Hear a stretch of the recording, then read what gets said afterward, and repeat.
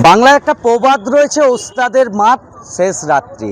আর তেমনই শেষ বেলার প্রচারে চমক লাগালেন জামালপুরের ব্লক সভাপতি মেহমুদ খান। দেখতে পাওয়া গেল আজ যে বাইক র্যালি শেষ বেলার প্রচারে ভূতনাথ মালিকের সমর্থনে যে বাইক র্যালি হলো, সেটা হারালা মোড় থেকে মাধবদিঘি পর্যন্ত। আর এই বাইক র্যালিতে দেখতে পাওয়া গেল স্বতঃস্ফূর্তভাবে বহু তৃণমূলের কর্মী সমর্থকেরা তারা কিন্তু এই বাইক র্যালিতে অংশগ্রহণ করলেন। প্রায় 7 থেকে 8 হাজার মানুষের শেষ বেলার প্রচারের যে বাইক র্যালি, সেখানে কিন্তু অংশগ্রহণ করতে দেখা গেল।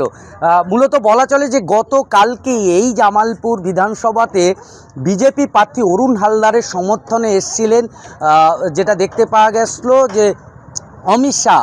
সেই অমিত শাহ কিন্তু লোক না ভরাট হওয়ার ফলে কিন্তু বেশ কিছুক্ষণ লেটে এসেছিলেন এবং চেয়ার পাতা থাকলেও সেই চেয়ারে লোক ছিল না, এমন ছবিও উঠে এসেছিল।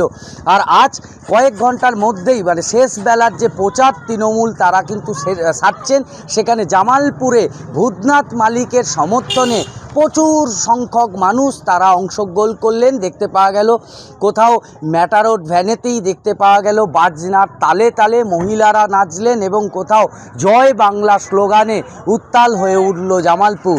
এবং তার সাথে সাথে তৃণমূল কর্মী মহিলাদের যে এখানে যে অংশগ্রহণ এবং তার সাথে সাথে তাদের যে আন্তরিকতা, সেটা কিন্তু আরেকবার এই শেষ বেলার প্রচারে বুঝিয়ে দিল যে তৃণমূল জামালপুর বিধানসভায় শক্ত ঘাঁটিতেই রয়েছে। বিরোধীরা যতই কটূক্তি করুক, জামালপুরের বাইক র্যালি 4 মের যে জামালপুরে যে সবুজ আবির উঠছে এমনটাই প্রমাণ করে দিচ্ছে। সেই দাবি তুলছেন সাধারণ তৃণমূল কর্মী সমর্থকেরা এবং ব্লক সভাপতি মেহমুদ খান। আপনারা নিজেরা বুঝতে পারছেন যে কি হতে চলেছে। মানে এটা তো আমাদের জাস্ট কালকে আমাদের লাস্ট হচ্ছে ক্যাম্পেইন আছে, তো আজকেই হচ্ছে সেই হিসেবে কালকে 5টা পর্যন্ত, সেই হিসেবে আজকেই আমরা এই বাইক র্যালিটা করা হয়েছে। এবং এটা করা হয়েছিল আমাদের স্বরাষ্ট্রমন্ত্রী কালকে এখানে এসেছিলেন জানেন, সেখানে মেরে কেটে 3,500 লোক হয়েছে।